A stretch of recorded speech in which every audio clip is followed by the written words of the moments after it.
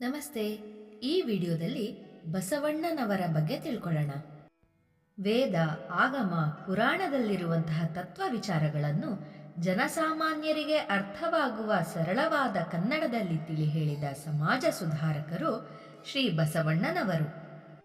ಬಸವಣ್ಣನವರು ಕ್ರಿಸ್ತ ಶಕ 1130ನೇ ಇಸ್ವಿಯಲ್ಲಿ ಕರ್ನಾಟಕದ ಬಿಜಾಪುರ ಜಿಲ್ಲೆಯ ಬಾಗೇವಾಡಿ ಎಂಬ ಗ್ರಾಮದಲ್ಲಿ ಜನಿಸಿದರು. ಇವರ ತಂದೆ ಮಾದರಸ, ತಾಯಿ ಮಾದಲಾಂಬಿಕೆ. ಬಸವಣ್ಣನವರು ಜನಿಸಿದಾಗ ಜಾತವೇದ ಮುನಿಗಳು ಮಗುವಿಗೆ ವಿಭೂತಿ ಇಟ್ಟು ಹರಸಿ, ಮುಂದೆ ಮಗುವು ಲೋಕಕ್ಕೆ ಮಾರ್ಗದರ್ಶಕನಾಗಿ ಪ್ರಖ್ಯಾತನಾಗುತ್ತಾನೆ ಎಂದು ಹೇಳಿದರು. ಚಿಕ್ಕ ವಯಸ್ಸಿನಲ್ಲಿಯೇ ತಂದೆ ತಾಯಿಗಳು ಮರಣ ಹೊಂದಿದ್ದರಿಂದ ಇವರು ಅಜ್ಜಿಯ ಪೋಷಣೆಯಲ್ಲಿ ಬೆಳೆದರು. ನಂತರ ಅವರು ತೊಟ್ಟಂತಹ ಯಜ್ಞೋಪವೀತವನ್ನು ತೆಗೆದುಹಾಕಿ ಕೂಡಲ ಸಂಗಮ ಕ್ಷೇತ್ರಕ್ಕೆ ಗುರುದರ್ಶನಕ್ಕಾಗಿ ಜಾತವೇದ ಮುನಿಗಳ ಆಶ್ರಮಕ್ಕೆ ಬಂದರು. ಜಾತವೇದ ಮುನಿಗಳ ಬಳಿ 18 ವರ್ಷ ಬಸವಣ್ಣನವರು ವಿದ್ಯಾಭ್ಯಾಸ ನಡೆಸಿದರು. ಗುರುಕುಲದಲ್ಲಿ ವ್ಯಾಕರಣ, ಸಂಗೀತ, ಸಾಹಿತ್ಯ, ಗಣಿತ, ಶಬ್ದಾರ್ಥ ಇವುಗಳಲ್ಲಿ ಪಾಂಡಿತ್ಯ ಪಡೆದರು. ಕೆಲವು ದಿನಗಳ ನಂತರ ಬಸವಣ್ಣನವರು ಅರಮನೆಯಲ್ಲಿ ಕರಣಿಕನ ಕೆಲಸವನ್ನು ಕೈಗೊಂಡರು. ನಂತರ ಬಿಜ್ಜಳನ ಮಂತ್ರಿಯಾದರು. ತಮ್ಮ ಸ್ವಾಮಿನಿಷ್ಠೆ, ಕರ್ತವ್ಯನಿಷ್ಠೆ, ತ್ಯಾಗಬುದ್ಧಿ ಇವುಗಳಿಂದ ರಾಜನ ಆಸ್ಥಾನದಲ್ಲಿ ಅಭಿಮಾನವನ್ನು ಗಳಿಸಿದರು. ತಮ್ಮ ಜೀವನದಲ್ಲಿ ಕೆಲವು ಧ್ಯೇಯವನ್ನು ಇವರು ಅನುಷ್ಠಾನಕ್ಕೆ ತಂದುಕೊಂಡರು. ನಿತ್ಯ ಜೀವನದ ಕಡೆ ಹೆಚ್ಚು ಗಮನ ಕೊಡದೆ ಶಿವಶರಣರ ಸೇವೆ ಮಾಡುವುದು ಬಸವಣ್ಣನವರ ಪ್ರತಿನಿತ್ಯದ ಕೆಲಸವಾಗಿತ್ತು.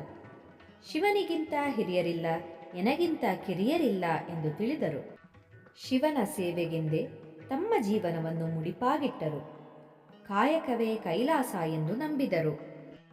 ಬಸವಣ್ಣನವರು ಅನುಭವ ಮಂಟಪವನ್ನು ಸ್ಥಾಪಿಸಿ ಆ ಕಾಲದ ಧಾರ್ಮಿಕ, ಸಾಮಾಜಿಕ, ನೈತಿಕ, ಆಧ್ಯಾತ್ಮಿಕ ಸಮಸ್ಯೆಗಳನ್ನು ಚರ್ಚಿಸಲು ಅದನ್ನು ಸಾಂಸ್ಕೃತಿಕ ಕೇಂದ್ರವನ್ನಾಗಿ ಮಾಡಿದರು. ಅನುಭವ ಮಂಟಪಕ್ಕೆ ಒಂದು ವಿಶಿಷ್ಟವಾದ ರೂಪ ಮತ್ತು ಶಕ್ತಿಯನ್ನು ಕೊಟ್ಟು ಬೆಳೆಸಿದರು. ವೀರಶೈವ ಮತವನ್ನು ಅನುಭವ ಮಂಟಪದಲ್ಲಿ ಹರಡಿದರು. ಅನುಭವ ಮಂಟಪವನ್ನು ಒಂದು ಶಿವಜ್ಞಾನದ ವಿಶ್ವವಿದ್ಯಾಲಯವನ್ನಾಗಿ ಮಾಡಬೇಕೆಂಬ ಹೆಬ್ಬಯಕೆ ಬಸವಣ್ಣನವರದಾಗಿತ್ತು. ಅನುಭವ ಮಂಟಪದಲ್ಲಿ ಅಲ್ಲಮಪ್ರಭು, ಅಕ್ಕ ಮಹಾದೇವಿ, ಚನ್ನಬಸವ ಮುಂತಾದ ಶಿವಶರಣರು, ಶರಣೆಯರು ಸಾಮಾನ್ಯ ಜನರಿಗೆ ಮಾರ್ಗದರ್ಶನ ತೋರಿಸುತ್ತಿದ್ದರು. ಬಸವಣ್ಣನವರು ಅನುಭವದಿಂದ ಹಾಡಿದ ವಚನಗಳು ಕೂಡಲ ಸಂಗಮ ಎಂಬ ಅಂಕಿತದಲ್ಲಿದೆ. ಇವರು ಭಕ್ತಿಯೋಗಿಗಳಾಗಿದ್ದರು. ಆದ್ದರಿಂದ ಇವರನ್ನು ಭಕ್ತಿ ಭಂಡಾರಿ ಎಂದು ಕರೆಯುತ್ತಾರೆ. ತಮ್ಮ ಅನುಭವದಿಂದ ಹಾಡಿದ್ದೆಲ್ಲ ವಚನವಾಯಿತು. ಇವರು ಭಕ್ತಿಗೆ ಆದ್ಯತೆ ಅಲ್ಲದೆ ಸ್ತ್ರೀ ಸಮಾನತೆಗೂ ಆದ್ಯಸ್ಥಾನವನ್ನು ನೀಡಿದರು. ಬಸವಣ್ಣನವರು ತಮ್ಮ 36ನೇ ವಯಸ್ಸಿನಲ್ಲಿ, ಅಂದರೆ 1147ನೇ ಇಸವಿಯಲ್ಲಿ ಇಹಲೋಕವನ್ನು ತ್ಯಜಿಸಿ ಲಿಂಗೈಕ್ಯರಾದರು.